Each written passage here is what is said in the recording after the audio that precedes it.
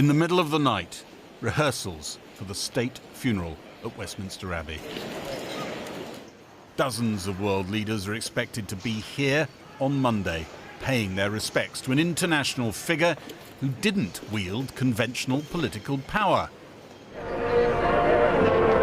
The Queen catapulted around the world, the shiniest of national assets, raising Britain's profile abroad and hosting in pomp-soaked processions at home. Each deployment dominated by a different mission. At the heart of many of her international engagements, though, was trade, jobs for Britain. Nowhere more so than in the Middle East, making friends and pursuing contracts in the Gulf. Behind the scenes, a compromise of protocol had been worked out. The Queen would be declared an honorary man for the duration of the visit. Is there something transactional going on here? What's wrong with that? Of course there's a transactional relationship. There always is. I mean, after all, business is business. The Queen was completely the best card you could pull out. And she knew it? In a modest but determined way, she knew it, yes. In Saudi Arabia, they threw a banquet for the Queen. She shook the hands of some 500 guests, many of them princes of the Saudi royal family. All of them filed past her, shaking hands with the honorary man. It's small wonder that her smile became slightly glazed. Foreign Secretary David Owen accompanied the Queen on what he believes was a trip that laid the foundations for British exports to the region for years to come. It was a hugely important event, and all through the 1980s, 1990s, Britain gained from that visit. In Dubai, the royal couple threw themselves into business promotion, opening a British-built port. They even tried out a never-to-be-repeated joint interview format. The Queen managed it better than her husband. I think very impressive to see how the Gulf countries are using their oil revenues for such tremendous development. Yes. And also very encouraging, I think, to see how much work is being done by British companies.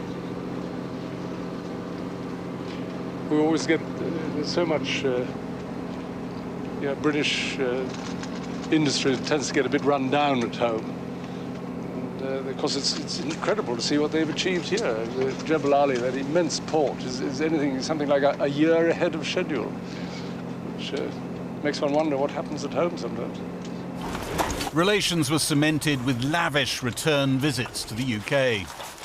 Ruling families with short histories of reigning over their countries wanted to be seen with the longest living monarchy on the planet. Monarchs are interested in other monarchs, and they are especially interested in monarchies that have a longer history than their own. It is sort of a validation of the system which is useful to them. The successful monarchy of the United Kingdom was in the background of all these visits, and a reminder to the people of Saudi Arabia or Oman or Kuwait that monarchies are stable and lasting. In 1998, the government knew the Saudi Crown Prince wanted to establish his credentials as the successor to an ailing king. He was invited to the Queen's inner sanctum, Balmoral itself. Of course, these shots of the Crown Prince arriving and being greeted at the door by the Queen do him a lot of good in Saudi Arabia, because the Queen is the world's most important monarch. And this kind of endorsement by the Queen for the Saudi royal family is really valuable to them. And she knew that? Oh, yes. Oh, yes. She knows the value of these images. She does. And I mean, that's in part why she goes to all this trouble. I mean, in Saudi Arabia, they live to look at television screens. So this would have been all over the kingdom of Saudi Arabia, leading the news and all that. And there is their crown prince, not yet the king, but their crown prince being received by the premier monarch in the world. Worth its weight in gold. Literally. Relations were so close, the Queen allowed herself one discreet dig at her guests' regime rules on women's rights. As the coffee was served, which of course in Saudi Arabia is a sign to leave, the Queen said to the Crown Prince, would you like to see my estate? And he said, oh yes. He went to the Land Rover, and he was amazed to see that the Queen was at the driving wheel. And of course, women at that time were not allowed to drive in Saudi Arabia. But there she was, sitting at the driving wheel. What could he do but get into the front seat? And off they went. Off they went at a huge pace, because I was in the car, driving the car behind, with a very, very worried senior Saudi alongside me, wondering what on earth was going on and why wasn't he told about this. And he came back, he didn't say anything at the time except courtesies. On the plane back to London, he said, she drove terribly fast. But of course, the Queen knew exactly what she was doing. There was a lot of pressure at the time, by Saudi standards, for women to be able to drive. And the Queen knew that, of course. She knew what it meant to the Crown Prince. Absolutely. Oh, absolutely. She knew what she was doing. Yeah. Oh, undoubtedly. It was a hint that maybe women can drive. One way of making that point. The Queen's visits also became an internationally recognised seal of approval for countries emerging from dark chapters in their histories. Her Majesty was soon to meet Chancellor Erhard. 20 years after the end of the Second World War, the Queen visited West Germany. And that was a very important moment for the rehabilitation of Germany. The Queen was the final imprimatur of acceptance on the part of the international community that Germany was back amongst the club of nations. A few minutes ago, the Queen and President Yeltsin arrived in the faceted hall of the Kremlin for what is being billed as the first black-tie dinner since the revolution 77 years ago. She also welcomed Russia back to the fold of acceptable company after the fall of the Soviet Union. It means that Russia is recognized at the highest level as a country moving along the democratic path. She sailed Britannia into Cape Town to welcome South Africa back in from the cold after years of apartheid sanctions and isolation. You have become one nation whose spirit of reconciliation is a shining example to the world.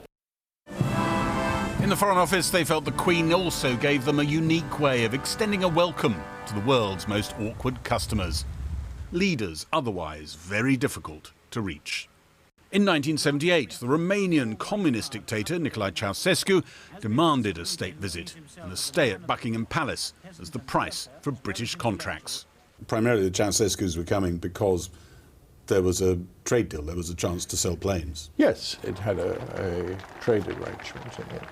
I'm perfectly open about that, and I don't think if she was still alive she would want to say that she didn't expect her visits to be pure. At the grand entrance, they pause for the... Nicolae and Elena Ceausescu lived down to their reputation for being hugely demanding guests and light-fingered with their hosts' belongings. The Queen did let on what she thought of her guests. Yes, afterwards she was the first to fill us in with the various bits of Buckingham Palace that had disappeared. No, the Ceausescu visit was a complete disaster. But the trade deal was struck. Some planes were built as a result. When Britain was trying to get closer to communist China, state visits were dangled and accepted. Before President Xi came, there were painful negotiations about whether his security people should be allowed in the Queen's carriage or trotting along beside it. The Queen was overheard hinting at the difficulties when she met the police officer in charge of the trip. Can I present Commander Lucy Dawson, the Gold Commander when the Chinese state visited? Oh, and he was seriously undermined. They were very rude to the ambassador. They were. When Britain was reaching out to President Putin 2 decades ago, he was wooed with the prize of a state visit. One cabinet minister in the receiving line alongside the Queen remembers her hinting that even then she was not a fan. When we were in the receiving line for Vladimir Putin's visitors when he was first president of the Russian Federation, and my dog my then dog barked at him, and afterwards I apologised to the Queen and said I hope that didn't upset things, and she very gently and quietly said to me, Mr. Blunkett, the dog has extremely good taste. The President-elect of the United States, Donald John Trump. With President Trump's election, diplomats around the West were in meltdown, trying to work out how to make a strong connection with a wildly unpredictable president. Civil service looked at that man and how best to connect with him. And in his book, The Art of the Deal, he writes at some length about his mother's devotion to the Queen. Theresa May raced across the Atlantic with a golden ticket, an invitation to a state visit. I have today been able to convey Her Majesty the Queen's hope that President Trump and the First Lady would pay a state visit to the United Kingdom later this year, and I'm delighted that the President has accepted that invitation. We needed to play the Queen card, and it worked. But he had to wait. He was invited for tea and troop inspection at Windsor Castle the next year.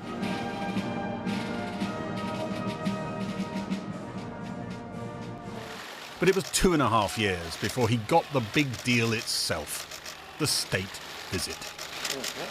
The President, I believe, enjoyed that state visit more than any other thing he did during his presidency. Can you give a flavour of how we know that? Because he said so. I was involved in the visit. I was at the state banquet, and he was delighted. He brought his whole family with him on that state visit. It would be the last state visit the Queen ever hosted.